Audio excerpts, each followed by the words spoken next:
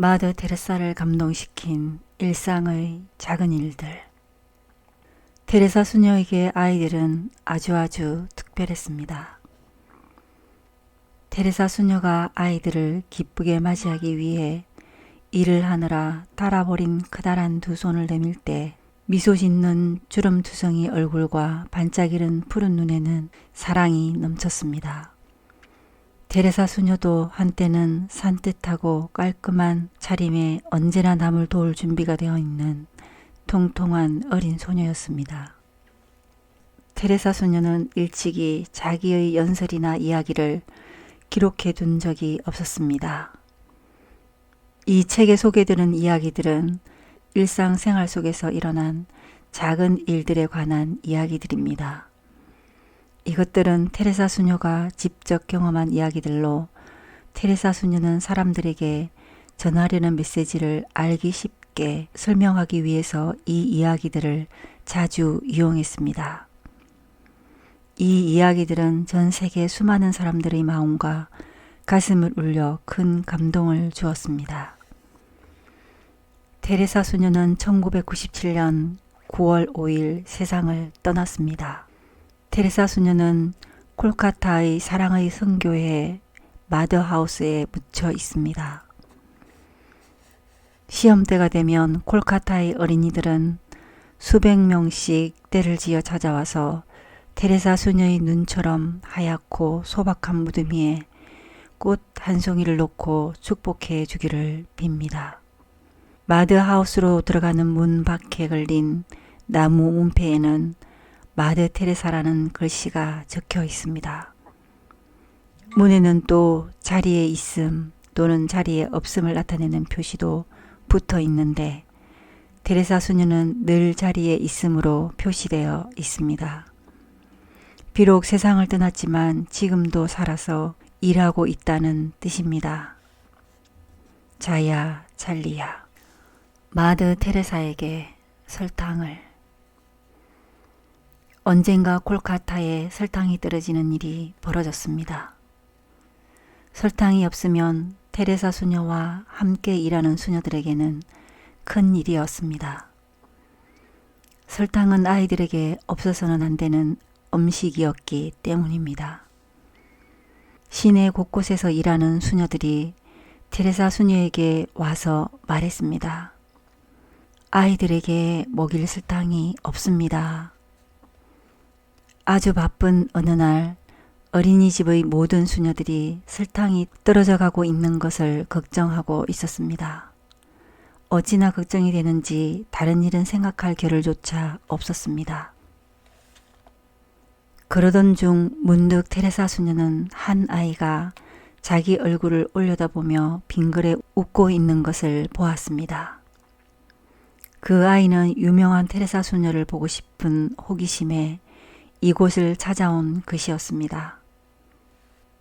테레사 수녀는 뒤늦게 아이를 마주보고 웃으며 두 팔로 안아주었습니다. 그리고 그 아이에게 왜 미처 알아차리지 못했는지를 설명해 주었습니다.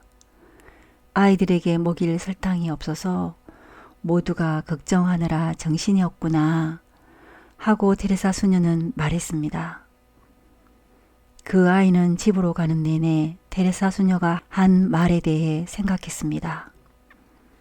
집에 도착하자마자 아이는 흥분해서 자기가 테레사 수녀를 만났던 일을 가족에게 모두 이야기했습니다.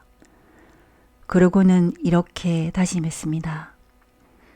난 3일 동안 설탕을 먹지 않을 거야. 그걸 모아서 테레사 수녀님께 갖다 드릴 거야. 며칠 뒤 아이는 부모님을 이끌고 테레사 수녀의 어린이집을 찾아갔습니다. 소녀는 테레사 수녀를 보자마자 빙그레 웃으며 자기가 그동안 모은 설탕을 내밀었습니다. 그 일이 있은 뒤 테레사 수녀는 사람들에게 자주 이렇게 말했습니다. 그 작은 아이는 내 이름을 제대로 부르지도 못할 만큼 어렸어요. 하지만 위대한 사랑을 할 줄 아는 마음을 지니고 있었지요. 그 아이는 우리에게 중요한 것은 얼마나 많이 주느냐가 아니라 얼마나 많은 사랑을 담아 주느냐라는 사실임을 나에게 가르쳐 주었답니다. 사랑의 교수. 콜카타에서 사랑의 선교회가 가난한 사람들을 도우면서 선교에 성공을 거둔 뒤 테레사 수녀는 인도 밖에서도 선교 활동을 펼치기 위해 남아메리카에 있는 베네수엘라로 갔습니다. 사랑의 선교에는 고아들을 위한 새 집이 필요했습니다. 그런데 다행히 부근에 사는 어느 부유한 집에서 그 집을 지을 터를 기부해 주었습니다. 어느 날 테레사 수녀가 그 집을 찾아갔습니다. 테레사 수녀가 집 안으로 들어가자 그 가정의 어머니는 테레사 수녀를 반갑게 맞아주었습니다. 그러고는 테레사 수녀에게 자기의 가장 큰 아이를 소개했습니다. 아이의 이름이 뭐죠? 테레사 수녀가 물었습니다. 테레사 수녀는 한눈에 그 아이가 심한 장애를 가지고 있다는 것을 알 수 있었습니다. 그래서 그 애가 말을 할 수 없을 거라고 짐작했습니다. 그 애의 이름은 사랑의 교수랍니다. 어머니가 웃으며 대답했습니다. 테레사 수녀는 아이의 어머니가 계속해서 다음과 같이 말할 때 어머니의 얼굴에 아름다운 미소가 번지는 것을 보았습니다. 이 아이는 늘 우리에게 사랑을 행동으로 표현하는 법을 가르쳐 주거든요. 그래서 이름이 사랑의 교수랍니다. 나눌 수 있는 용기. 많은 사람들이 테레사 수녀를 찾아와서 종종 이렇게 물었습니다.